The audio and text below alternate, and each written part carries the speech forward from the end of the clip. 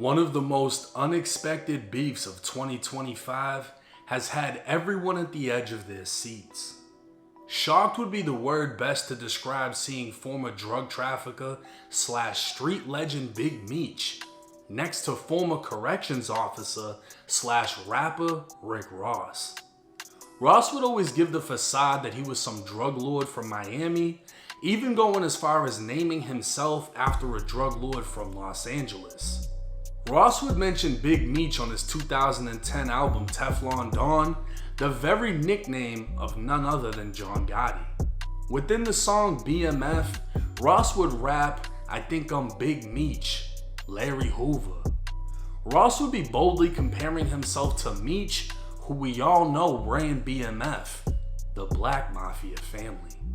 A drug trafficking money laundering organization founded in 1985 in southwest Detroit, prosecutors allege BMF made over $270 million over the course of its operation. A Los Angeles drug source with direct ties to Mexican cartels would be the entryway in which BMF established direct routes to Atlanta, where they flooded the southern states with kilos of cocaine. But this wasn't the only person Rick Ross felt he was like. He'd also name another street legend, Larry Hoover. Hoover is being held responsible for founding the Gangster Disciples in Chicago way back in the late 60s. A gang that's very much still active today, having spread to the East Coast and throughout the southern states. Larry Hoover is currently imprisoned at ADX Florence, the federal supermax prison home to terrorists, gangsters, and other major drug lords such as El Chapo. Hoover is currently serving 6 life sentences, while Big Meech was just released from federal prison in October of 2024. Back in 2008, Meech was sentenced to 30 years, and in 2024, Meech would have his sentence reduced to 20 years. A judge would then grant a 32-month reduction off of the 20-year sentence. Serving over 16 years straight in federal prison, Big Meech would finally be released. What the fuck Rick Ross has in common with either of these men is unknown, as the only drugs he sold was in songs, and the only prison Ross was in was the South Florida Reception Center when he worked there. But even then, whether Meech wanted a link with Ross because of the 14-year-old song, or Ross had some money for Meech so Ross could continue role-playing like a drug lord, many believe Meech's loyalty was due elsewhere. What's up, everybody? It's 1090 Jake. I'm rocking with y'all and y'all rocking with me, and for this video, we're gonna be speaking on Big Meech versus 50 Cent and the paperwork party. When it comes to war, few are as relentless and unforgiving as 50 Cent.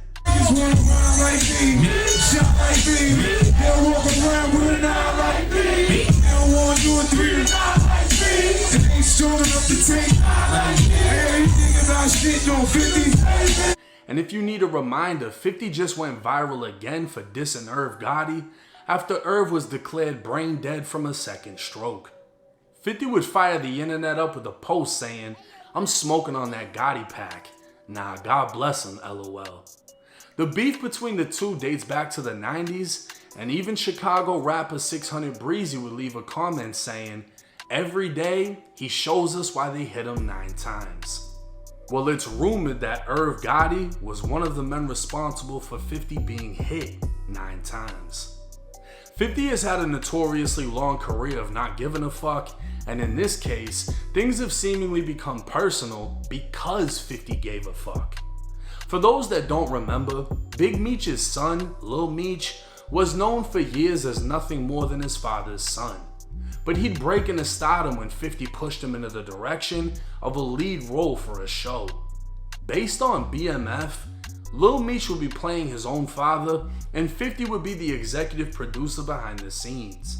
With no experience, Lil Meech would state in an interview 50 invested in him early on, going as far as paying for his acting classes so he could secure the role in the show as his father. Becoming a success, Lil Meech would find himself in a new light and out of his father's shadow as he thrived in his acting role. With Big Meech being released, the father-son duo would finally be reunited, and everyone expected big things for the future. What nobody expected was Big Meech and Rick Ross.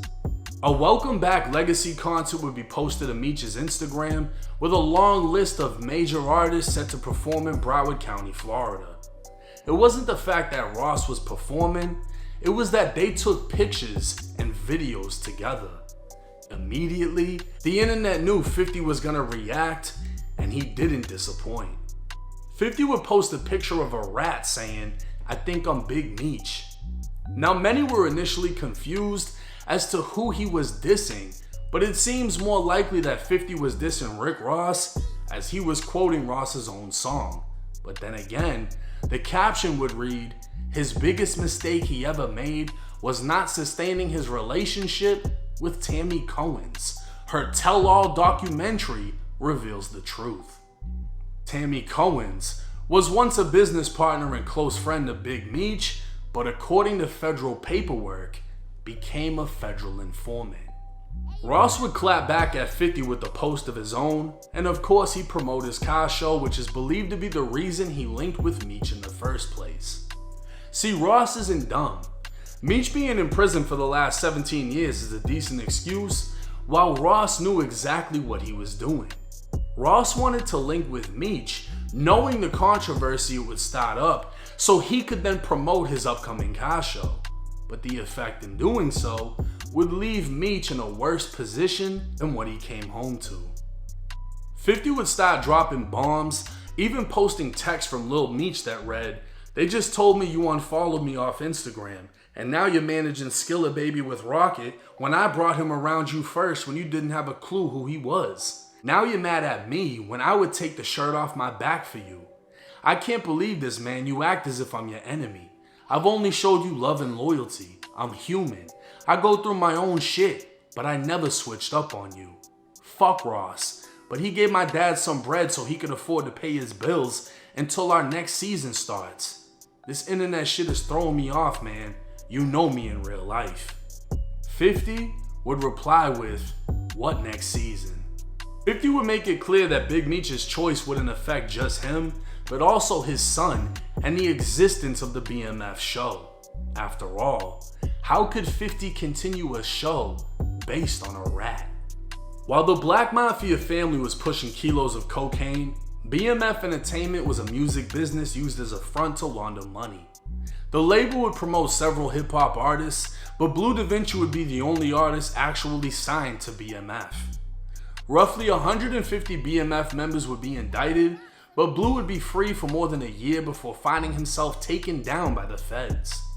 The BMF rapper was accused of doing nothing more than loading and unloading cocaine from vehicles and counting money from stash houses in Atlanta. Blue would eventually be sentenced to 5 years and 4 months in federal prison, followed by 5 years of supervised release. In recent years, BMF members would accuse Blue Da Vinci of having snitched in the case. One of those men would be none other than Dexter Sosa Hussey. Having served 12 years for trafficking and money laundering, Sosa was the head of logistics for BMF, as he took on the responsibility of managing loads of 150 kilos at a time and transporting them across the country. Sourced directly from the cartel, Sosa would study maps, routes, and familiarize himself with the areas in which he trafficked. He'd even go as far as learning which times of day police were most active, giving him a window to take advantage of through different time zones across the country. A calculated operator, Sosa would take the Vlad TV speaking on Blue Da Vinci. Well, did Blue Da Vinci cooperate or no? Yeah, he cooperated. I mean, I didn't see it. It was in Miss Mara Shaloup's book, where his own lawyer said, yeah, if there was anything else that we could do, Your Honor, to help you along with this case, my client would be more than willing to cooperate with you all to help you in this investigation. But now the thing of it is by you admitting what was done, you know what I'm saying, you what you done or whatever, but bottom line is, you know, you didn't take the single plea. You went in and was giving them information on shit that they already had and thought it was cool, but you still, you know, that was part of that. You just conferred confirmed other shit that the other CIs just done told. Plus you did a smack video prior to that was giving them the whole fucking play. They never knew nothing about it.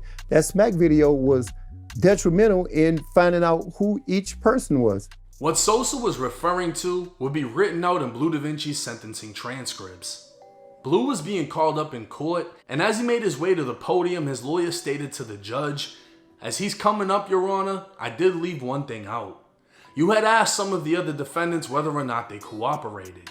Mr. McKnight, aka Blue Da Vinci, was one of the individuals who did attempt to cooperate. He was debriefed by the government, but basically he didn't know anything that was useful against the remaining defendants."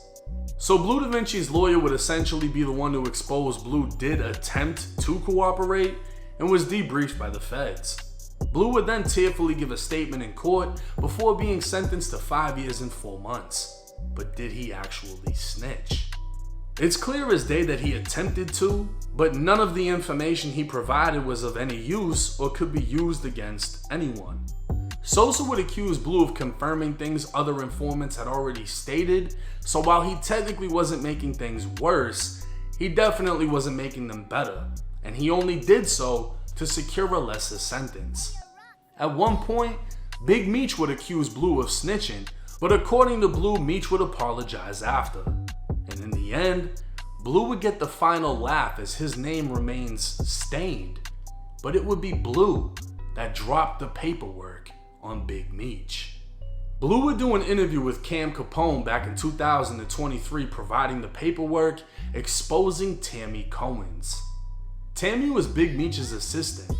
With Meech already taken down by the feds, Tammy would seemingly prove her loyalty by remaining in contact with Meech through calls and letters. With years in prison ahead of him, Meech would make a risky business move by signing over his life rights to Tammy. This now meant Tammy owned the life story of Big Meech and could turn it into millions. But this wasn't the only business move Meech made. While in jail, Meech met a cartel member by the name of Fidel Suarez.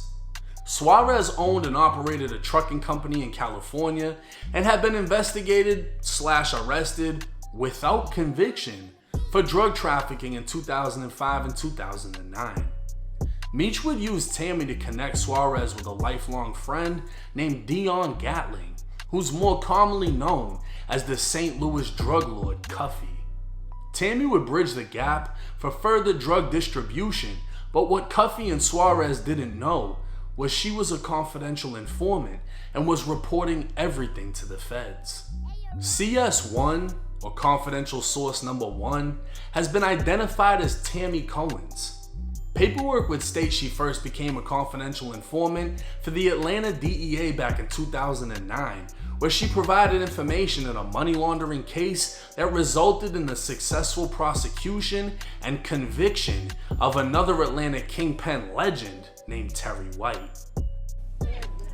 It's believed that Terry White grew up in an Atlanta housing project, but when FBI and GBI agents arrested him last night, he was living here, a sprawling $200,000 mansion in Jonesboro. The 27-year-old was in the process of renovating his home, which features an outdoor swimming pool, a full-length basketball court, and more. Had a media room where there were 24 TV sets on one wall hooked to a satellite dish, and you could hit a button and all 24 TVs would come on. Agents seized the home and 3 cars which belonged to White, including this $110,000 Rolls-Royce, which was paid for in cash. But there was more to be found inside. $47,000 cash and a machine to count the money. Thousands in gold jewelry and mink coats. A small catch of ammunition and weapons, including a loaded Uzi semi-automatic pistol. The feds would note Tammy Cohen's was an unusual informant, as she had no criminal record, was not a known drug user, did not appear motivated by money, and was not looking to get a reduced prison sentence or charges dismissed.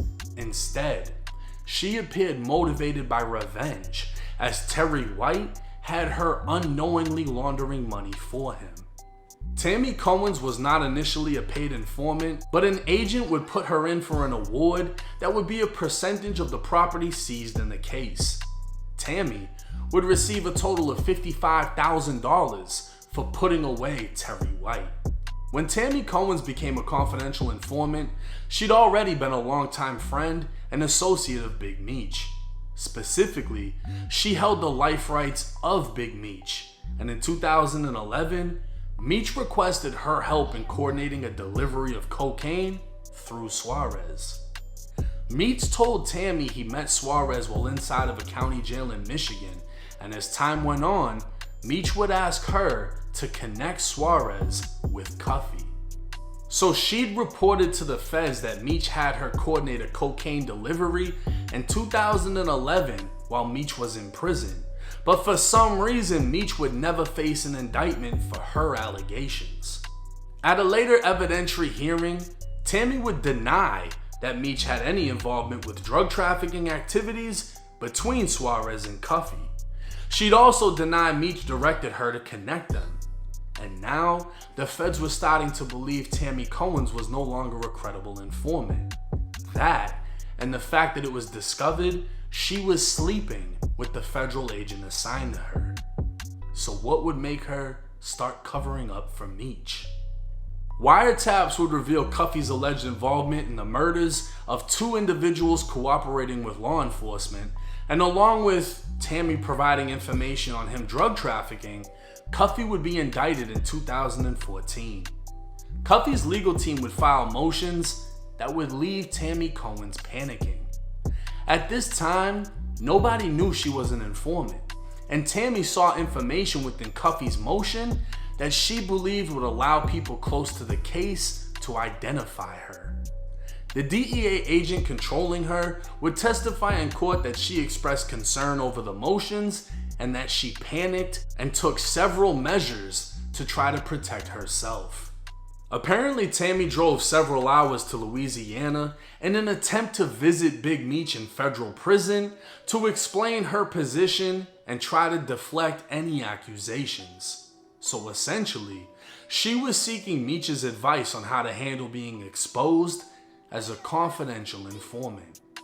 It's believed she wasn't able to visit him, but when she did speak with him, Big Meech told Tammy he didn't want his name caught up in this mess.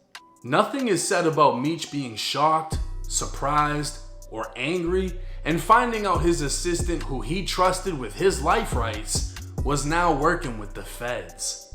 He just didn't want his name being brought up, showing that he knew. To further protect herself and Meech, Tammy would state the wiretaps contained false information.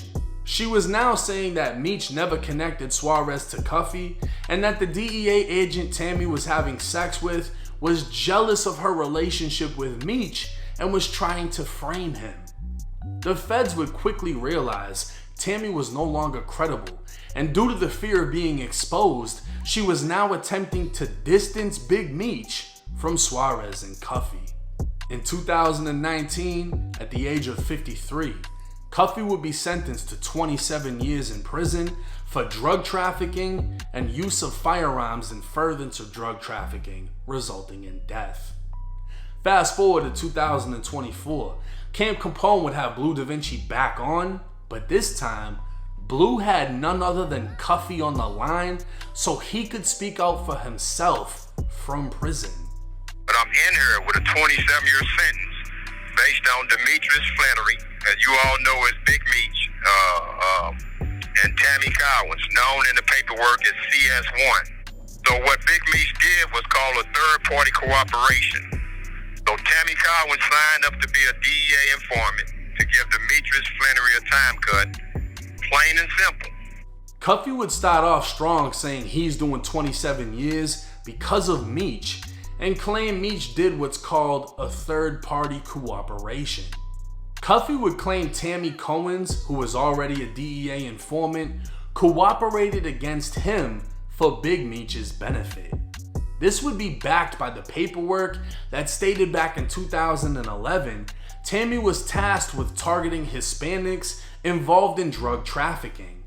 She'd be spared from having to testify as they'd be sent back to Mexico. When asked if she'd get something big, the DEA agent would interrupt her saying, "You'll get a lot of money," but instead, she asked to get Big Meech a time cut, to which the DEA agent said we can work on that. Cuffy discovered this through a Frank's hearing in which his legal team was able to cross-examine his accusers, including government agents and informants. Tammy would be present to testify, and these transcripts are of what she said. Fidel Suarez was Hispanic, clearly pushing drugs through his trucking operation. Cuffy wanted drugs, Meech connected them through Tammy, and Tammy sat back and watched it all unfold. But Meech would never receive the time cut because it was discovered Tammy was having sex with the DEA agent responsible for her. So in the end, Tammy's cooperation did not benefit Meech, but because of it, Cuffy's phone was wiretapped and he was taken down as a result of them finding evidence and sentenced to 27 years. Now this is where you as a viewer have to decide as to what you believe. Tammy received the life rights to Big Meech after he was taken down by the feds.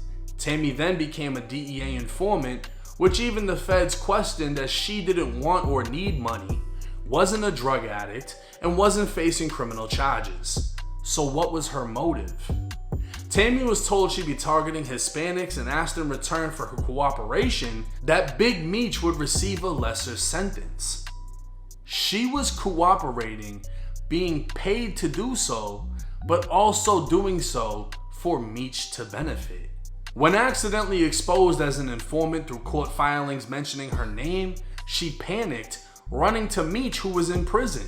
Meech told her he wanted his name to stay out of it, and at that time, she recanted all statements regarding Meech, saying he had nothing to do with bringing Suarez and Cuffy together.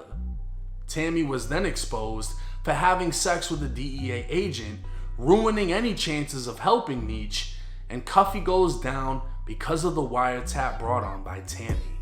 So why wouldn't Cuffy believe Meech was behind it? Tammy didn't make a move Meech didn't tell her to make. She was his assistant, and trusted enough that he signed over his life rights. She only began cooperating after Meech was taken down and continued to visit him for years in prison.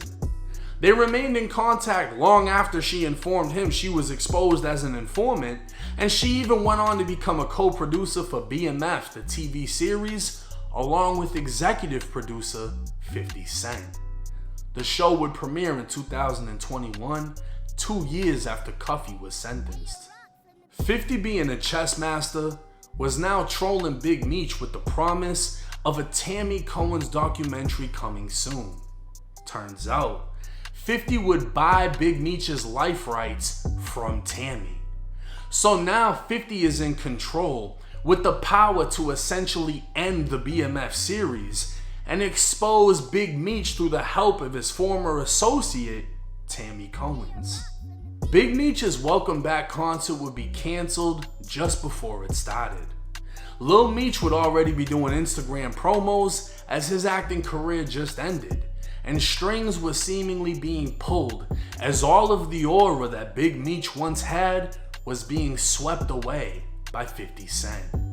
And let's be clear, only someone as influential as 50 Cent had the power to pull this off, as many had spoke on Big Meech's paperwork in the past, but it took a megastar to solidify it and spread it to the masses.